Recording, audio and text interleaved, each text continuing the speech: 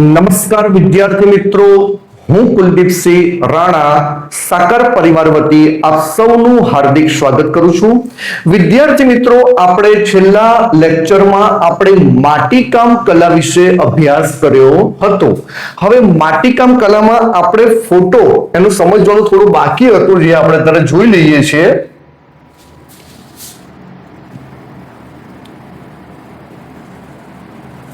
તો વિદ્યાર્થી મિત્રો, માટીકામ કલાની અંદર આપણે અહીંયા જે ફોટો દર્શાવ્યો છે, બરાબર છે, એ ફોટો થોડો આપણે ઝૂમ કરી દઈએ.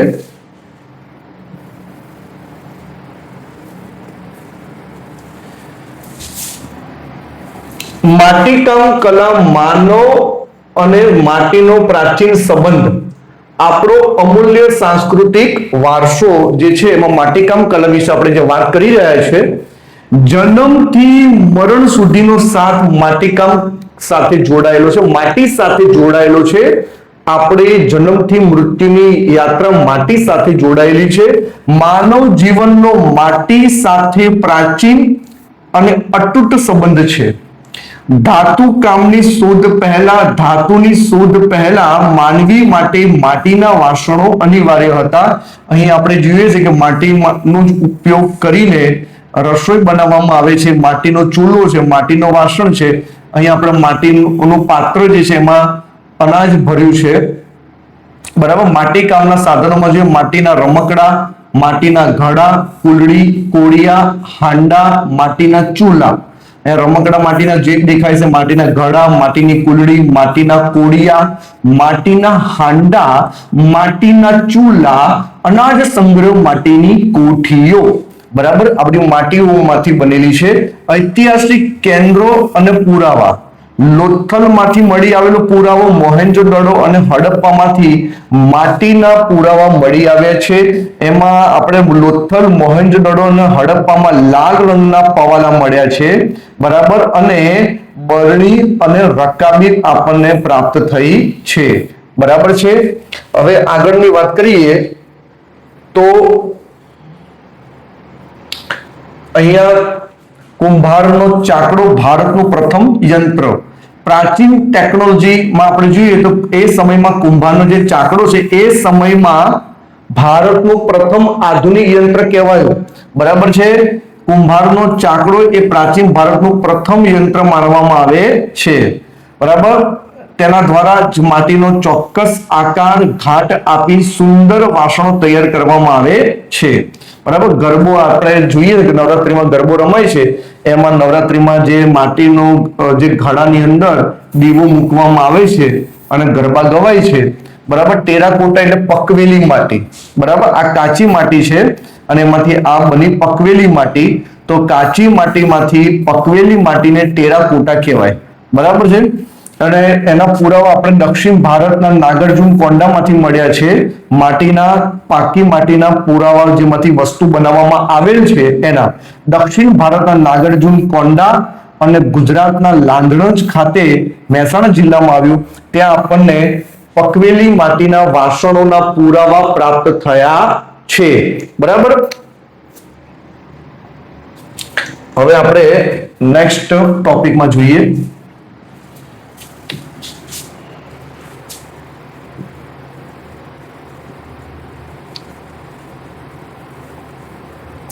વિદ્યાર્થી મિત્રો, હવે હસ્તકલામાં આપણે પહેલી કલા જોઈ માટીકામ કલા. હવે માટીકામ કલા બાદ બીજી હસ્તકલા જોઈશું આપણે ભરત ગૂંથણ કલા, વણાટકામ અને હાથ વણાટ. વણાટકામ અને હાથ વણાટ, જેને ઇંગ્લિશમાં વીવિંગ, સ્પિનિંગ અને વીવિંગ કહેવામાં આવે છે. રૂની પૂણીમાંથી તાતણા ખેંચવા સાથે તેમને વડ ચડાવી એકબીજાની પકડમાં જોડી લાંબો દોરો તૈયાર કરવાની કળાને કાતણ કહે છે. કાતણ એટલે કપડાને કાતવું. કપાસમાંથી જે રૂ હોય છે એ રૂને પૂણી બનાવવાની અને એ પૂણીને એક ઉપર એક વડ ચડાવવાની અને વડ ચડાવીને એનો દોરો તૈયાર કરવાનો અને એ તાતણાને ખેંચીને જે દોરો બને છે, બરાબર, એમાંથી કાતવું, કાપડ બનાવવા માટે કાતવું એટલે કાતણ કહે છે. મહાત્મા ગાંધીએ કાતણ વણાટ ગૃહ ઉદ્યોગ સવિશેષ મહત્વ આપીને આઝાદીના આંદોલનમાં સ્વદેશી અને સ્વાવલંબન સાથે જોડી એક ઇતિહાસ રચ્યો તે આપણે જાણીએ છીએ. મહાત્મા ગાંધી, ભારતના રાષ્ટ્રપિતા, તેમણે આ જે આંદોલન ચલાવ્યું એમાં સ્વદેશી ભારતની દેશની ચીજવસ્તુનો ઉપયોગ કરવો, વિદેશી કાપડની હોળી કરવી, એમાં સૌથી મહત્વનું હતું સ્વદેશી આંદોલનમાં કાપડનું. ગાંધીજીએ ઘેર ઘેર લોકોને રેટીઓ કહેતા કે ચરખો આપ્યો હતો અને લોકોને ઘર બેઠા કાપડનું વણાટ કામ કરીને સ્વદેશી આંદોલનને સવિશેષ બળ આપ્યું હતું અને ઇતિહાસ સર્જ્યો હતો.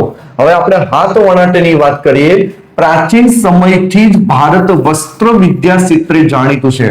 હેન્ડ વીવિંગ એટલે હસ્તકલામાં હાથ વણાટની વાત કરીએ તો ભારતનું વસ્ત્ર એટલે કપડા બાબતનું જ્ઞાન એ આજનું નથી, એ પ્રાચીન સમયથી એ જ્ઞાન રહેલું છે.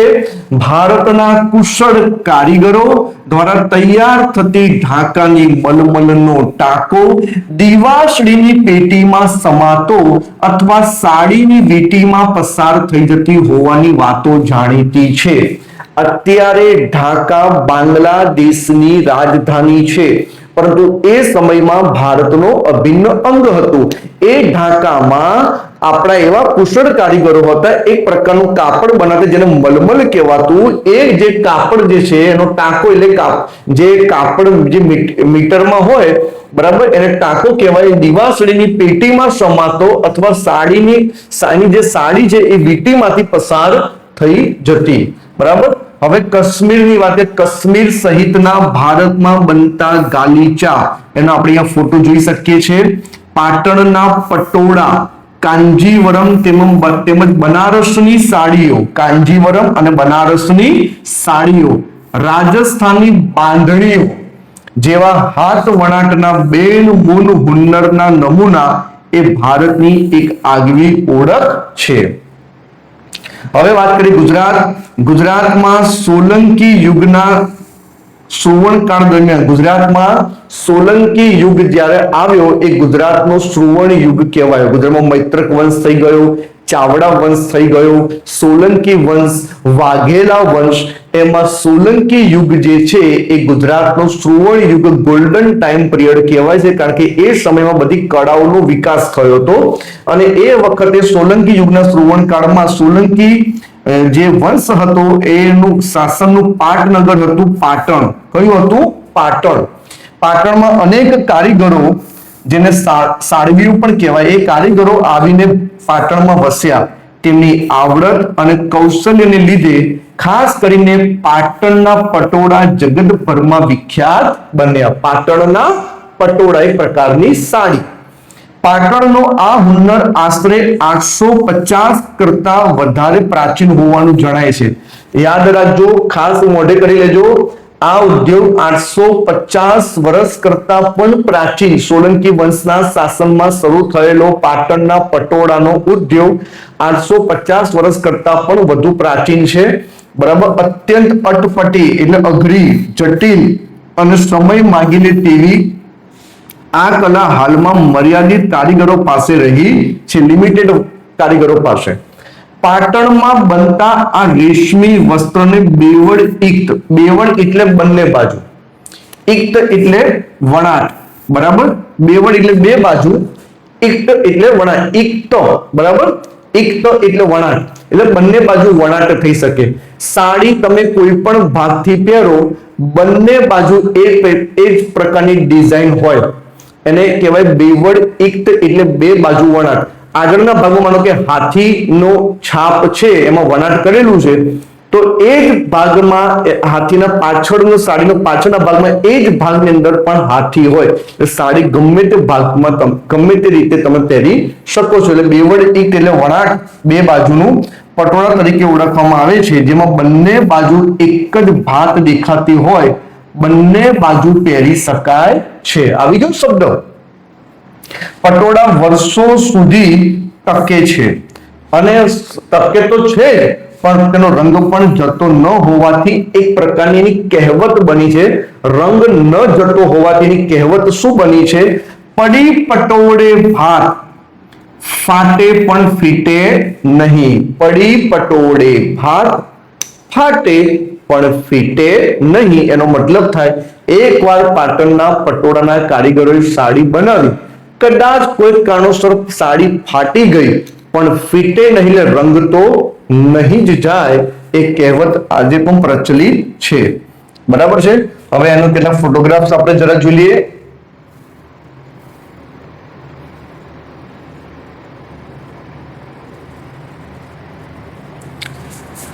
ભારતનો સમૃદ્ધ વસ્ત્ર વારસો, કાતણ, હાથવણાટ અને પાટણના પટોળા.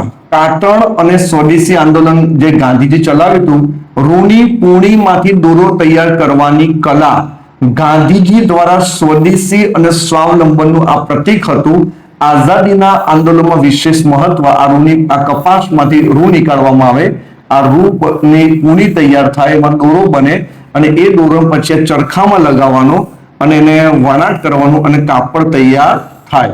બરાબર. તો આવી અદ્ભુત કલા એ ભારતમાં હતી. કાશ્મીરના ગાલીચા, આપણે એના ફોટો અહીંયા જોઈ રહ્યા છે. બરાબર છે.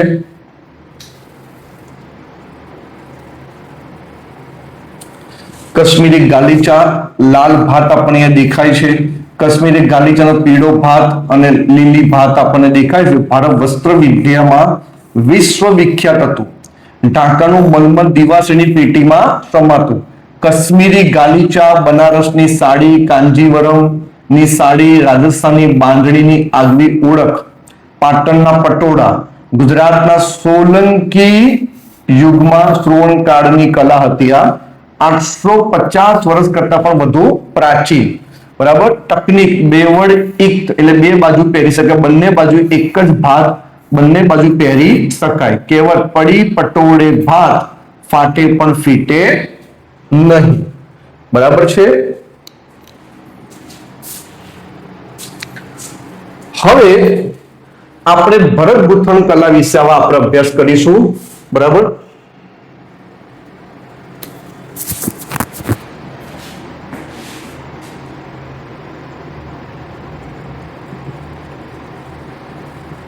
ભરત ગૂંથણ કલા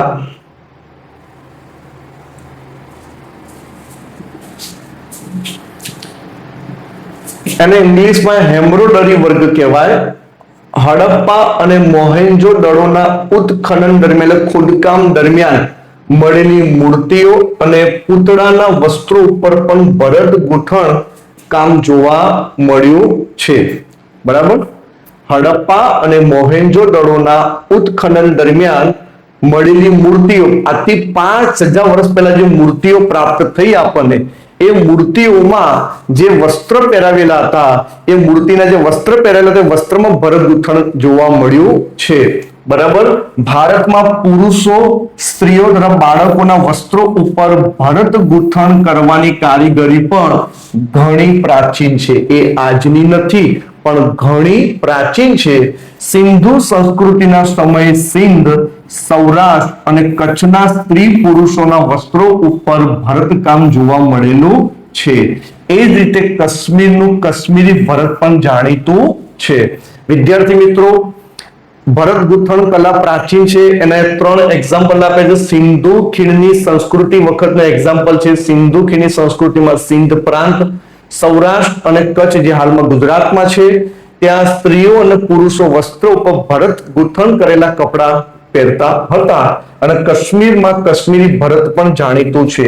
હવે આપણે ગુજરાતની વાત કરીએ, ગુજરાતમાં પણ જામનગર, જેતપુર, ભુજ અને માંડવી સહિતના વિસ્તારોમાં બાંધણી અને તેના ઉપરની પરંપરાગત શૈલીવાળી હાથી, પૂતળી, ચોપાટ, પક્ષીઓ, કળશ વગેરેની સુંદર ડિઝાઇનો માટે જાણીતા છે. બરાબર. ગુજરાતનું જામનગર, જેતપુર, ભુજ, માંડવી. બરાબર. આ વિસ્તારોમાં બાંધણી અને તેના ઉપરની પરંપરાગત શૈલીવાળી હાથી, પૂતળી, ચોપાટ, પક્ષીઓ, કળશ વગેરે સુંદર ડિઝાઇનો માટે જાણીતા છે. કપડા ઉપર છપાઈ અને ભરત ગૂંથણ એ ગુજરાતના કચ્છ, સૌરાષ્ટ્ર વગેરે પ્રદેશની સ્ત્રીઓના ગૃહ વ્યવસાય રહ્યો છે. બરાબર. એ ઉપરાંત ગુજરાતની બહેનો છે, ખાસ કરી સૌરાષ્ટ્રની બહેનો, કચ્છ અને સૌરાષ્ટ્રની બહેનો એ ઘર બેઠા કપડા ઉપર ભરત ગૂંથણ કરીને ભરત કામ કરીને ખૂબ સારી એવી રકમ કમાય છે, આવક મેળવે છે. એટલે ગુજરાતમાં કચ્છ અને સૌરાષ્ટ્રની બહેનોનો આ ગૃહ વ્યવસાય રહેલો છે, બરાબર. અને ખાસ કરીને એમાં ચંદરવા બનાવવું, શાક, તોરણ, ભરત ગૂંથણ કરેલા તોરણ, ભરત ગૂંથણ કરેલા ચાકડા, ભરત ગૂંથણ વાળા ઓછાડ, તકિયા, પારણા, ઓશિકા ઉપરના કેટલીક કોમોના પહેરાતા કેડિયા, જે નવરાત્રીમાં આપણે કેડિયું પહેરીએ છીએ એ પણ ભરત ગૂંથણ કરેલું હોય છે. કેડિયા નામના વસ્ત્રો ઉપર ભરત ગૂંથણ કલાની પરંપરા આજે પણ પ્રખ્યાત છે. ભરત ગૂંથણથી શણગારેલા ધાબળા, રજાઈ ઉપર ભૌમિતિક અને વિવિધ પ્રકારની આકૃતિ જે છે એ દોરવામાં આવતી. અને આમાં છેલ્લું અને મોસ્ટ આઈએમપી, જે આમાં અત્યારે આમાં દેખાતું નથી, પણ હું તમને કહી દઉં કે મોસ્ટ આઈએમપી પણ છે. કચ્છની અંદર બન્ની વિસ્તાર છે, બન્ની, કચ્છનો બન્ની વિસ્તાર, એમાં જટ નામની કોમ છે, જટ. એ જટ નામની કોમ ભરત ગૂંથણ કલા માટે વિશેષ જાણીતી છે, બરાબર. આ ખાસ યાદ રાખજો. હવે આપણે કેટલા એના ફોટોગ્રાફ્સ આપણે જરા જોઈ લઈએ છીએ.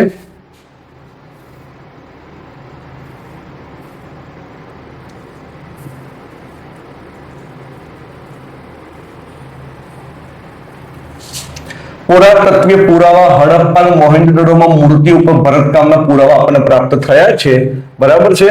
આપણે એના પુરાવાઓ આપણને મળી આવ્યા છે. પહેરાતા કેડિયા અને ઓછાડ ઉપરનું ભરત ગૂંથણ આપણે જરા જોઈ શકીએ છીએ, બરાબર. આ પહેરાતા કેડિયાનું છે. આ શાખ, તોરણ અને ચંદ્રમા ઉપરનું ભરત ગૂંથણ કરેલું છે. આ ધાબળા ઉપર, રજાઈ ઉપર અલગ અલગ પ્રકારની ભાત કામ કરીને ભરત ગૂંથણ કર્યું છે, બરાબર. કેડિયા વિશિષ્ટ વસ્ત્ર આકર્ષણની ડિઝાઇન હોય છે. તોરણ પ્રવેશ દ્વારનો શણગાર કહેવાય છે અને રજાઈ કલાત્મક શણગાર કહેવાય છે, બરાબર. હવે પ્રાદેશિક વિશેષતા જો અહીંયા આપી છે, અહીંયા આપી દીધું જતકોમ વિશે આમાં આપ્યું છે. સૌરાષ્ટ્ર અને કચ્છ, બરાબર, એમાં જે સ્ત્રીઓનો ગૃહ વ્યવસાય ભરત ગૂંથણનો રહેલો છે. બાંધણીમાં વિશિષ્ટ હાથી અને પક્ષીની ડિઝાઇન પણ એમાં જોવા મળતી.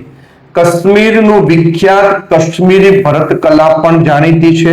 અને કચ્છનું મેં હમણાં જ વાત કરી, કચ્છનો બન્ની વિસ્તાર, એમાં જતકોમ, આ ખાસ યાદ રાખજો, એ આગવી વિશેષતા ધરાવે છે, બરાબર. આમ ભારતની દરેક આપણી જે સંસ્કૃતિ, આપણી પરંપરાની એક વાર્તા તરીકે રહેલું છે, બરાબર છે.